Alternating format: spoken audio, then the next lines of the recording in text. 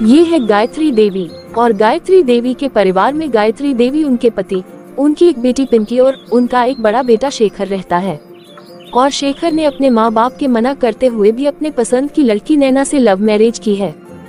आप क्या कर रही हो मम्मी? अरे क्या हुआ पिंकी बेटा? अरे मम्मी भला मुझे क्या होना है, लेकिन आप बस यहाँ हाथ पे हाथ धर कर बैठी रहो। आपको पता भी है कि भाभी पेट से है। अरे ये तू क्या बोल रही है पिंकी? तेरा दिमाग तो ठीक है, और भला तुझे कैसे मालूम हुआ? अरे मैंने अपने कानों से सुना है मम्मी। वो भाभी अपनी मम्मी से फोन पर बात कर रही थी और उन्हें बता रही थी कि वो प्रेग्नेंट है।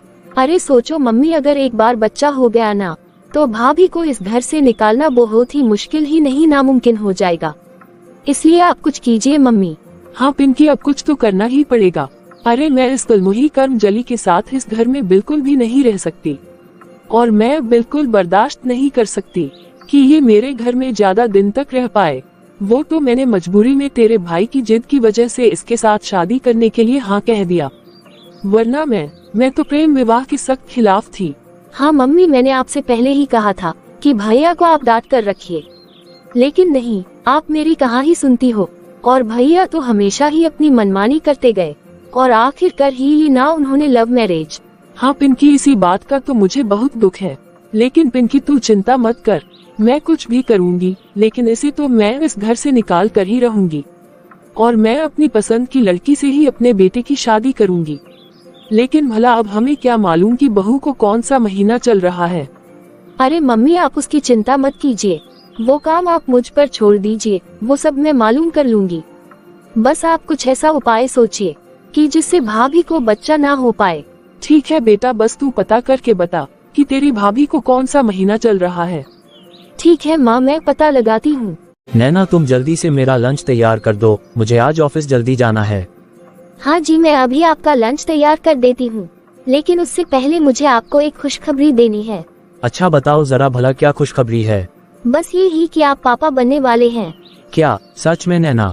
हाँ जी, सच में। फिर तो क्या बात है, सच में आज तुमने मुझे बहुत बड़ी खुशी दी है। तो फिर तो आज मैं ऑफिस कैंसिल करता हूँ। अरे भला ये क्या बात हुई?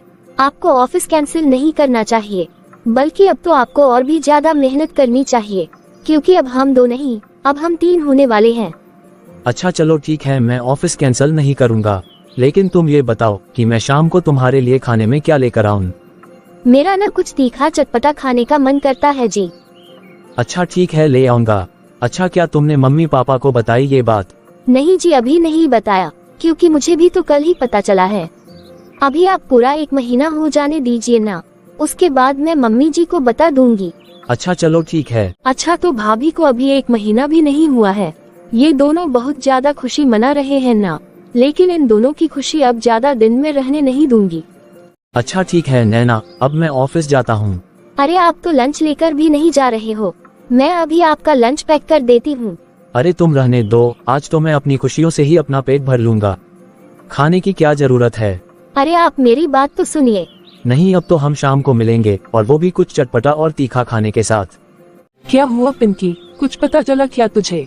हाँ मम्मी, अभी तो 1 महीना भी पूरा नहीं हुआ है। फिर तो भी ज्यादा अच्छा है, और तब तो हमारे लिए ये काम तो और भी ज्यादा आसान हो गया। और मुझे अच्छे से मालूम है कि अब इस कर्मजली को मुझे क्या खिलाना होगा। फिर तो और भी अच्छा है माँ। अच्छा पिंकी, अब तुम मेरी बात ध्यान से सुनो। जैसे ही ये कर्मजली खाना बनाकर रसोई से बाहर निकले, तो तुम इसके बनाए हुए खाने सब्जी में जानबूझकर नमक और मिर्ची ज्यादा डाल देना। और आज तुम्हारे पापा को बहुत ही ज्यादा गुस्सा आना चाहिए। वो ठीक है मम्मी, लेकिन इतने दिनों से तो मैं यही सब तो कर रही हूँ, फिर भी पापा तो भाभी को कुछ भी नहीं कहते, वो तो चुपचाप खाना खा लेते हैं। अरे तू एक काम करना कि तू आज कुछ ज्यादा ही डाल देना, जिससे तेरे पापा को आज गुस्सा आ ही जाए। हाँ ठीक है मम्मी, आज तो मैंने सारा खाना इन्हीं की पसंद का बनाया है। लगभग किचन का काम तो खत्म हो ही गया है, तो मैं चलकर थोड़ी देर आराम कर लेती हूँ। बड़ी उछल रही है ना ये खुशी से, और मैं जब जब इस नैना को खुश देखती हूँ ना, मेरे जैसे तन बदन में आग लग जाती है। अभी मैं मुट्ठी भर भर नमक और मिर्ची डाल देती हूँ इसके बनाए हुए खाने में। इस तरह से नैना की नंद पिंकी जानबूझकर नैना के बनाए हुए खाने में नमक और मिर्ची डाल देती है, ताकि जैसे ही सब लोग खाना खाए सब लोग नैना के ऊपर बहुत गुस्सा करें। थू थू थू, ये खाने को तो चख कर तो देखो, ये कैसा खाना बनाया है इस नैना ने। अरे ऐसे खाने को तो कोई जानवर भी ना खाए। हाँ, आज खाने में नमक मिर्ची तो कुछ ज्यादा ही है, लेकिन कोई बात नहीं, तुम ऐसा मत बोलो। अरे कभी कभी गलतियाँ हो जाती है। अरे आपने ही तो उसे सर पर चढ़ा रखा है। अरे अगर ये कुछ भी बना कर दे और क्या हम चुपचाप ऐसे ही खा ले क्या? अरे हम जानवर नहीं है, हम लोग ऐसा खाना बिल्कुल भी नहीं खा सकते। हाँ मम्मी, आज जब मेरी सहेलियाँ आई हुई थी तो मैंने भाभी को चाय बनाने के लिए कहा तो उन्होंने जानबूझकर चाय में इतनी सारी चाय पत्ती डाल दी थी कि चाय इतनी ज्यादा कड़वी हो गई थी कि जिसे ना मैं पी भी नहीं पाए और ना ही मेरी सहेलियां पी पाई। और आपको पता है कि भाभी की वजह से मेरी सहेलियों ने मुझे कितना सुनाया कि पिंकी तेरी भाभी को तो चाय बनानी भी नहीं आती। क्या हुआ मम्मी जी, आप लोग ऐसे क्यों चिल्ला रहे हो? अब देखो ना, ये तो ऐसी भोली भाली बनकर आकर खड़ी हो गई है जैसे इसे तो कुछ पता भी न हो। अरे करम जली, तुझे हम इंसान लगते हैं या जानवर? अरे ऐसा खाना जानवर भी ना खाए, जरा खाकर तो देख कि तूने क्या बनाया है। लेकिन मम्मी जी, मैंने तो सब कुछ अच्छे से बनाया है और मैंने तो खाना बनाते समय खुद भी चख कर देखा था। बोलिए ना जी, आप चुप क्यों हैं? बताए क्या खाना बनाया है इसने? हाँ बहू, आज खाने में नमक मिर्ची बहुत ज्यादा है, हम लोग ये खाना नहीं खा पाएंगे। समझ में नहीं आ रहा है पापा जी, मैंने तो बहुत अच्छे से बनाया था और मैंने चख कर भी देखा था। देखो ना माँ, ये भाभी कितना झूठ बोल रही है, कहती है कि इसने खुद चक्कर देखा था। अरे भाभी, अपने खुद चक्कर देखा था तो क्या हमने आपका बनाया हुआ खाना खराब कर दिया क्या? अरे हम तो रसोई में जाते भी नहीं है। अरे जब से ये इस घर में आए हैं ना, हम तो 2 वक्त की रोटी भी चैन से नहीं खा सकते। हाँ माँ, भाभी का पूरा ध्यान तो उनके मोबाइल पे ही रहता है। अरे जब देखो भाई तब अपनी माँ और अपनी सहेलियों से ही बात करते रहती है। अरे क्या हो गया माँ, आज घर में इतना हल्ला क्यों हो रहा है? अरे तू ये बात तो अपनी पत्नी से ही पूछ, तेरी पत्नी तो हमें इंसान ही नहीं समझती है। ये तो चाहती है कि कुछ भी उल्टा सीधा खिलाकर जल्दी से इन्हें मार डालूं। अरे मैं तो बस इसलिए ही कहती थी कि बेटा मत कर लव मैरिज।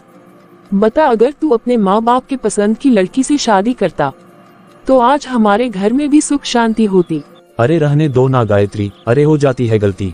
अरे एक दिन हो तो गलती समझ में आए, ये तो रोज रोज ऐसा ही करती है। अब आप बताए ना कि क्या आप इसके आने के बाद कभी पेट भर खाना खा पाए हैं? अरे मैंने समझा तो दिया है ना बहू को, और अब तुम भी थोड़ा धीरज धरो। अरे मेरा फोन आ रहा है, मैं अभी आती हूँ। ये सब क्या है नैना, तुम अच्छे से खाना क्यों नहीं बनाती हो?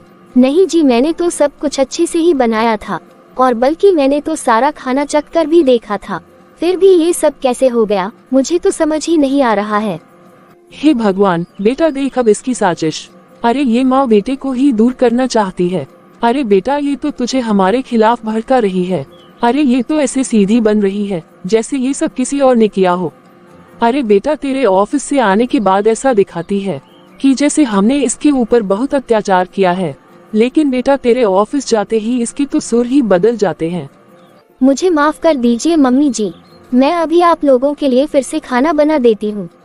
अरे रहने दे, इसकी कोई जरूरत नहीं है, वरना पता चले कि किसी दिन हमें जहर घोल कर दे देगी तू। अरे जब तक हमारे हाथ पर चल रहे हैं हम खुद अपना खाना बनाकर खा लेंगे, तू हमारी चिंता मत कर, तू बस अपनी ही चिंता कर। चल पिंकी, हम लोग अपना खाना खुद बनाकर खा लेंगे। अरे अब ये नालायक कहाँ चली गई?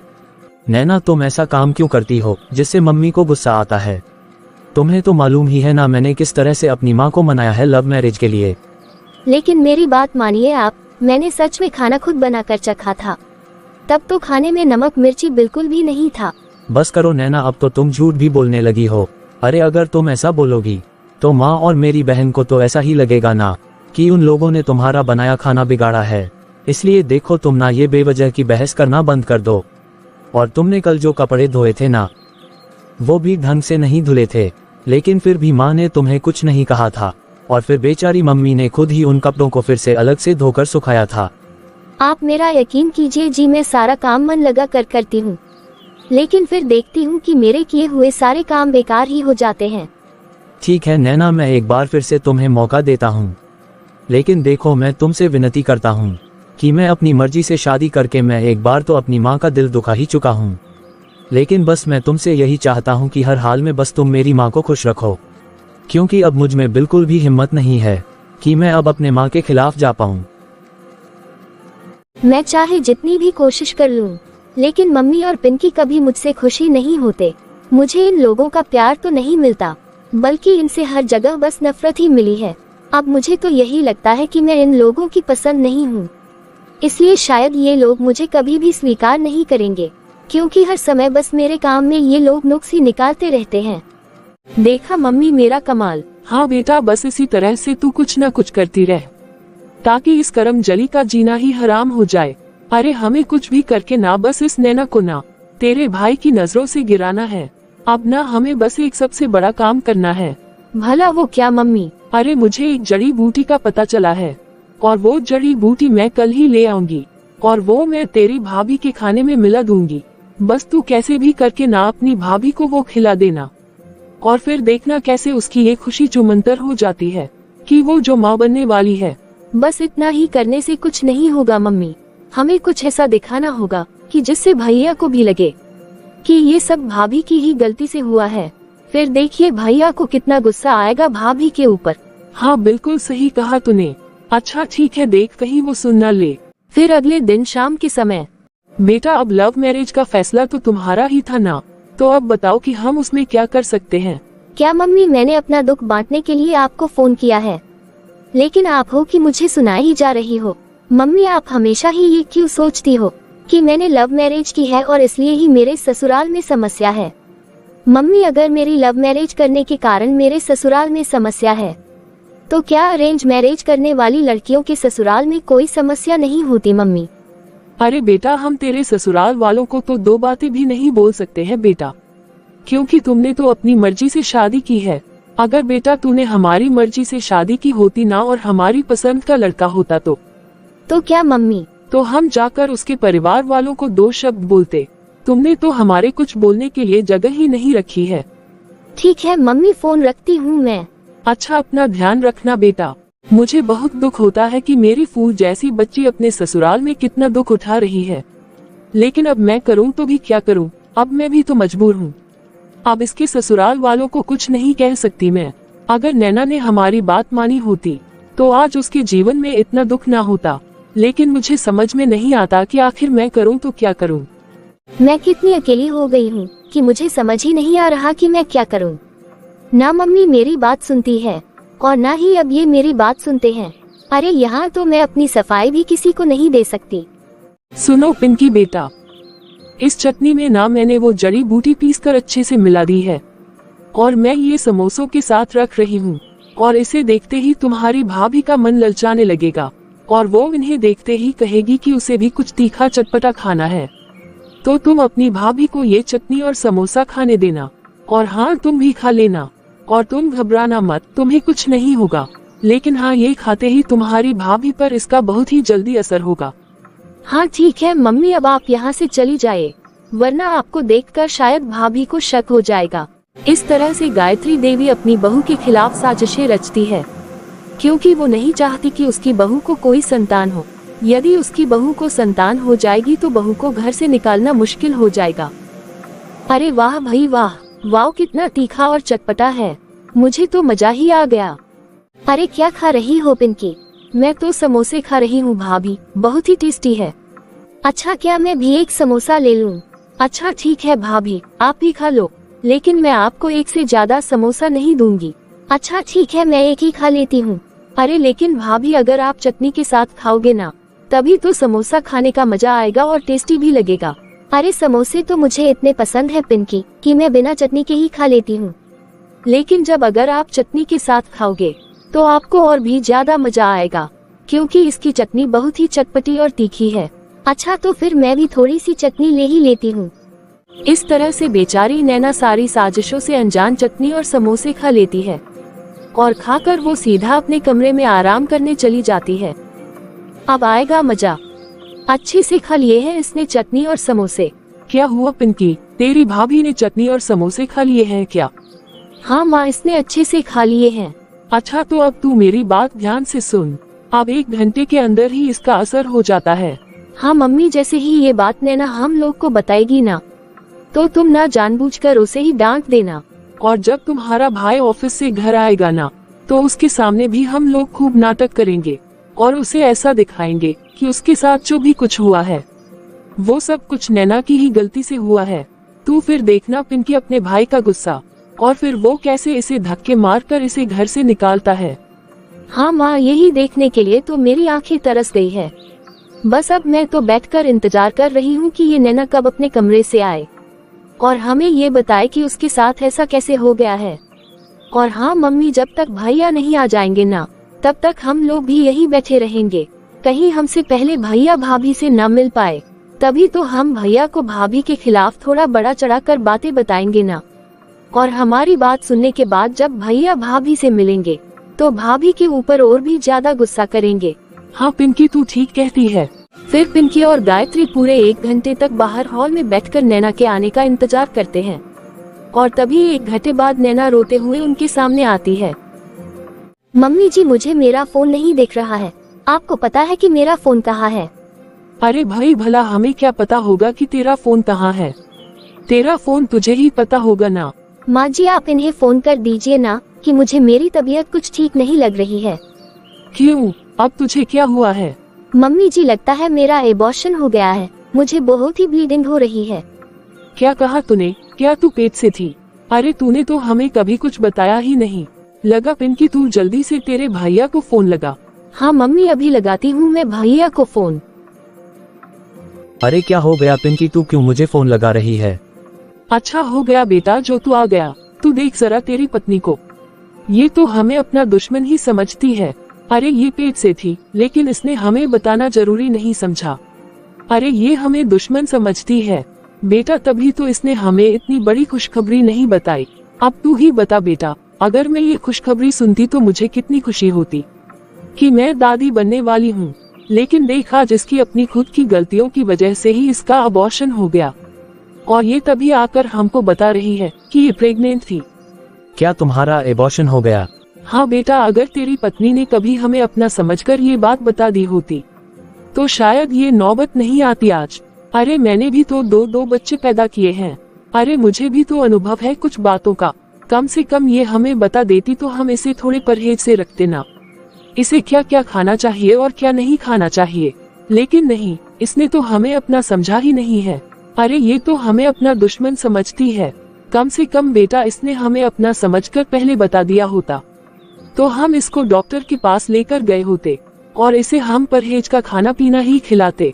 इसे कैसे उठना बैठना चाहिए ये सारी बात इसे सिखाते, लेकिन नहीं, इसने तो हमें कभी अपना समझा ही नहीं है। अरे इसने मुझे दादी बनने से पहले ही इसने मेरे सारे अरमानों पर पानी फेर दिया है। क्यों नैना, बताओ क्यों? तुमने मेरी माँ को ये बात बताना जरूरी क्यों नहीं समझा? अरे मैंने तुमसे पहले ही कहा था ना कि तुम माँ को बता दो, लेकिन नहीं, सच में माँ बिल्कुल सही कहती थी कि तुम कभी भी मेरी माँ को अपना नहीं समझती। नहीं जी, ऐसी कोई बात नहीं है। मैंने तो आपको पहले भी बताया था ना कि आप 1 महीना पूरा हो जाने दीजिए, उसके बाद मैं घर में सबको बता दूंगी। नहीं नैना, अब मुझे समझ में आ गया है कि हमेशा तुम्हारी ही गलती होती है। कभी तुमने माँ को अपना नहीं समझा और ना ही मेरी बहन को, और आज तुम्हारी गलती की वजह से हमारा बच्चा इस दुनिया में आंखें खोलने के पहले ही तुम्हारी कोख में ही मर गया। आज मुझे बहुत अफसोस हो रहा है नैना कि मैंने अपने माँ बाप के खिलाफ जाकर तुमसे शादी की थी, लेकिन अब मुझे ऐसा लगता है कि वो फैसला मेरी जिंदगी का सबसे गलत फैसला था। अरे अब मुझे तुमसे नफरत होने लगी है। प्लीज आप ऐसा मत बोलिए जी, क्या मुझे दुख नहीं हो रहा होगा? मुझे तो आप सब लोगों से ज्यादा दुख हो रहा है।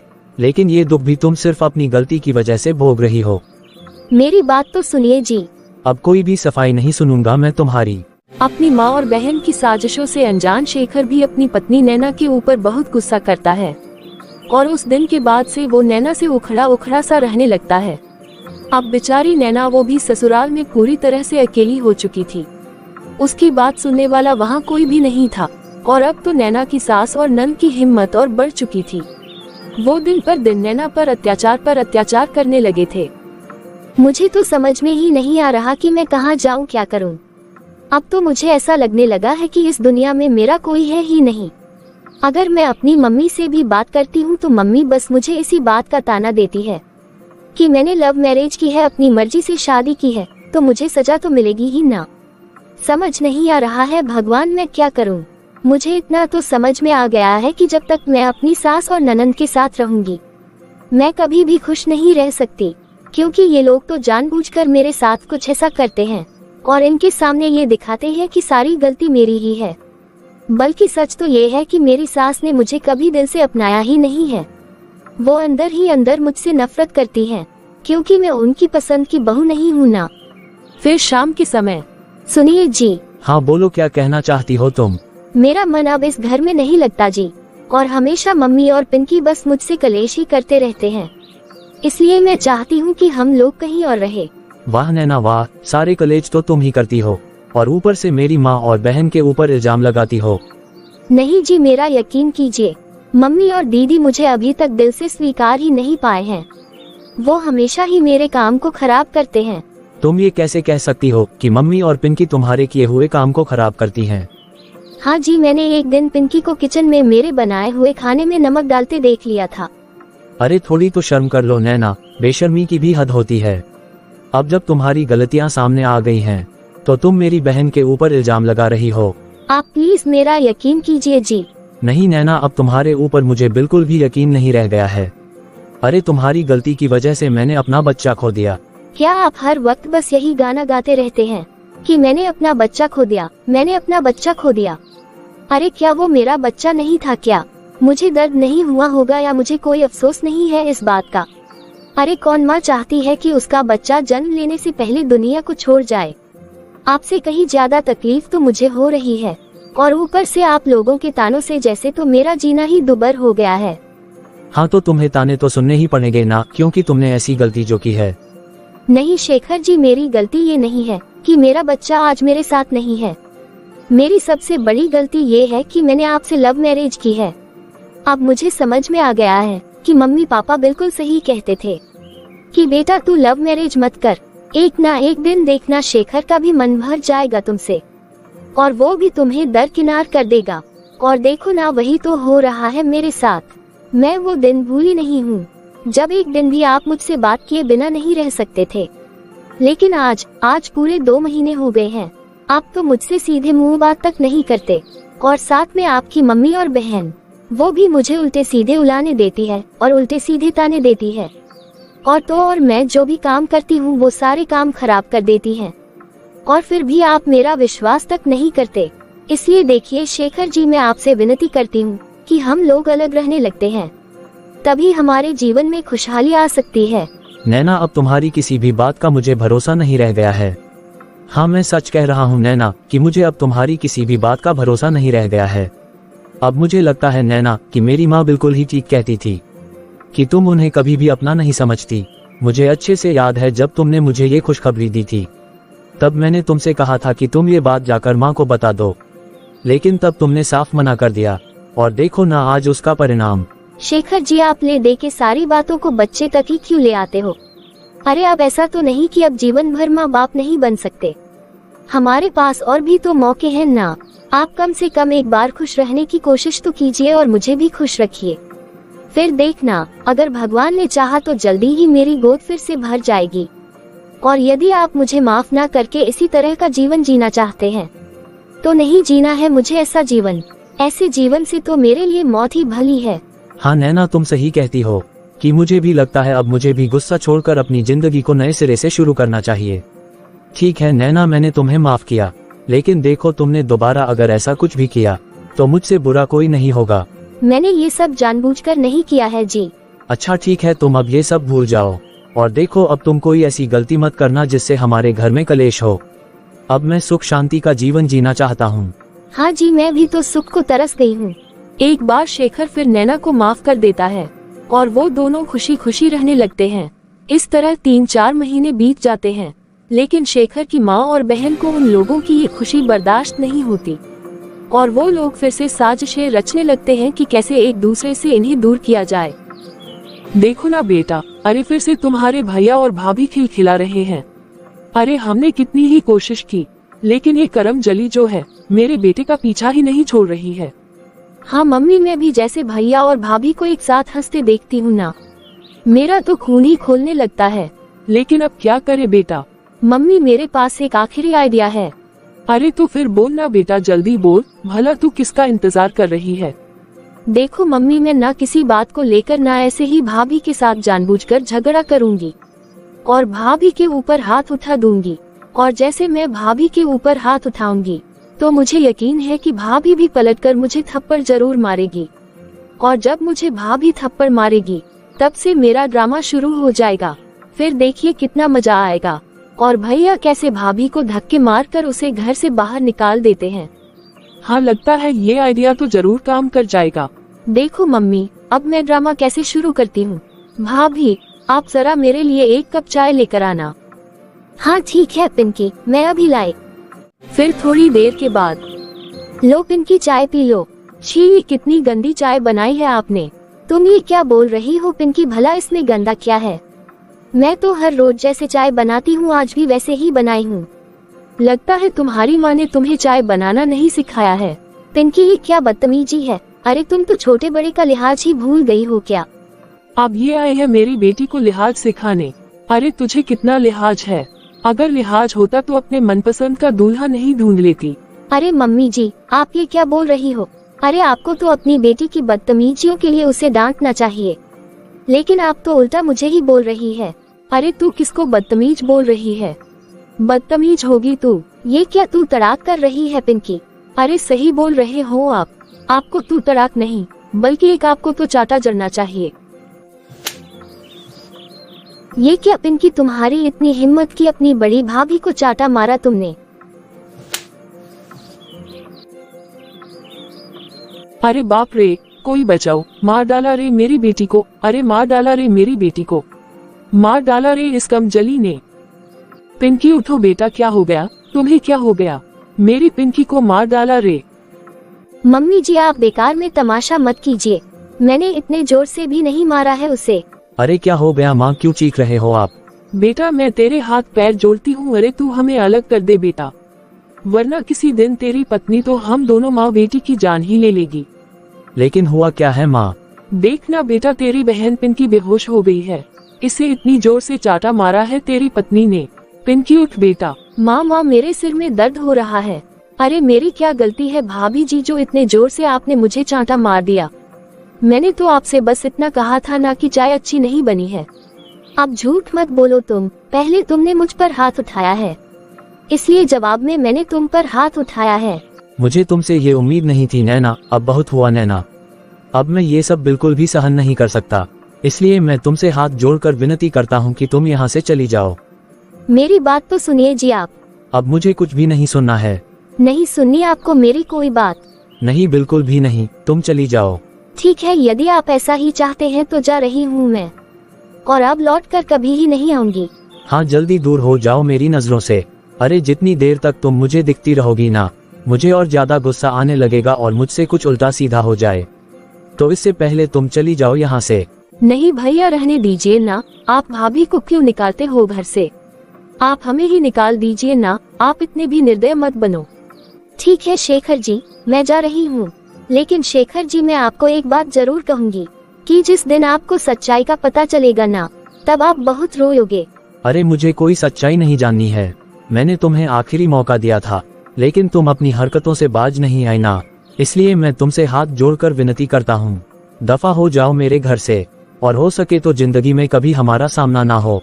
ठीक है जी, अब कभी भी लौटकर वापस नहीं आऊंगी मैं। इस तरह नैना गुस्से से अपना ससुराल छोड़कर मायके चली जाती है।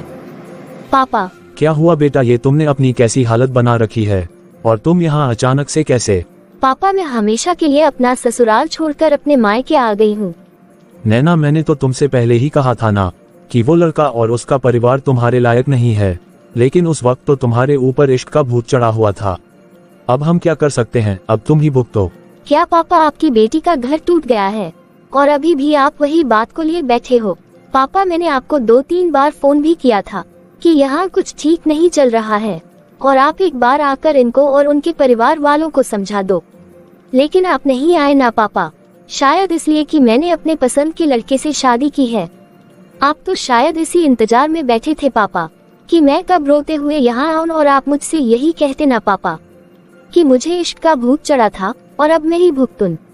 क्यों पापा, यदि मैं आपके पसंद के लड़के से शादी करती तो क्या तब भी तो आप मेरे रिश्ते को बचाने की कोशिश करते ना, और कोशिश इसीलिए करते ना पापा कि कहीं आप गलत सिद्ध ना हो जाए। यही तो मेरे साथ हुआ है पापा, शेखर के परिवार में। शेखर के परिवार वालों ने तो बस रिश्ता तोड़ने में अपनी सारी शक्ति लगा दी, ताकि हम दोनों का रिश्ता टूटे और जमाने को एक सीख मिल जाए कि प्रेम विवाह गलत है। मानती हूँ पापा, हाँ हमने प्रेम किया था, लेकिन शादी तो हमने सबको साथ रख कर ही की थी ना। फिर आप लोगों की सोच ऐसी क्यों है पापा? अब बेटा तुम छोड़ो इन सब बातों को, बस तुम यही सोचकर यहाँ रहो बेटा कि जो कुछ भी हुआ वो तुम्हारे अच्छे के लिए ही हुआ। इस तरह नैना के पिता उसे थोड़ी देर तक तो उसके प्रेम विवाह को लेकर सुनाते हैं। फिर उसके बाद वो अपनी बेटी को अपना लेते हैं और उसे हिदायत देते हैं कि वो अब अपना ससुराल भूल जाए। और इसी तरह से धीरे धीरे दिन बीतने लगता है और नैना बेचारी हमेशा निराश ही रहने लगती है। लेकिन उसकी एक सहेली ने उसे एक दिन सलाह दी कि वो ऐसे अकेले रहेगी तो वो कुछ नहीं कर पाएगी और बस उन्हीं चीजों में उलझी रहेगी। इसीलिए उसे इन सब से निकलना चाहिए, तो उसे घर बाहर निकलना चाहिए और कोई अच्छी सी जॉब करनी चाहिए। फिर क्या था, नैना अपनी सहेली की बात मान लेती है और वो एक अच्छी जॉब ढूंढकर काम करने लगती है। फिर एक दिन, अरे ये पिंकी कहाँ गई है सुबह से? शेखर के ऑफिस जाने का टाइम भी हो रहा है और पिंकी ने अभी तक लंच भी नहीं बनाया है। क्या हो गया माँ? बेटा पिंकी, तेरे भैया के ऑफिस जाने का टाइम हो गया है और तूने अभी तक लंच भी नहीं बनाया है। मम्मी, पूरे 4 महीनों से मैं ही लंच बना कर दे रही हूँ भैया को। अब तो मुझसे जल्दी उठकर ये लंच बंच बनाने वाला काम नहीं होता। अब आप भैया से कहिए ना कि वो अब दूसरी शादी कर ले। हाँ बेटा, वैसे ये सही मौका है। वैसे भी इतने दिन हो गए हैं उस करमजली को गए, अब तक तो तेरा भाई भूल भी गया होगा उसको। तो फिर ठीक है, मैं आज ही शेखर से बात करती हूँ। क्या हो गया माँ, क्या बात करनी है आपको मुझसे? बेटा शेखर, अब तू कब तक ऐसे अकेले रहेगा? मैं तो कहती हूँ अब तू दूसरी शादी कर ले जल्दी से। अब तो वो करमजली भी अपने जीवन में आगे बढ़ गई होगी। बेटा क्यों तू उसकी यादें लेकर बैठा है? भूल जाना अब तू उसे। नहीं मम्मी, मैं नहीं करना चाहता शादी। बेटा एक बार हमारे बारे में भी तो सोच। अब मेरी भी उम्र हो गई है और मैं बुढ़िया कब तक तेरे साथ रहूंगी? और आज नहीं तो कल पिंकी की भी तो हमें शादी करनी है ना। मैं आपकी सेवा करूंगा माँ, लेकिन देखो मैं आपसे विनती करता हूँ, आप मुझे दूसरी शादी के बारे में ना ही कहे तो बेहतर होगा। चलो माँ, मैं ऑफिस के लिए लेट हो रहा हूँ, मैं चलता हूँ।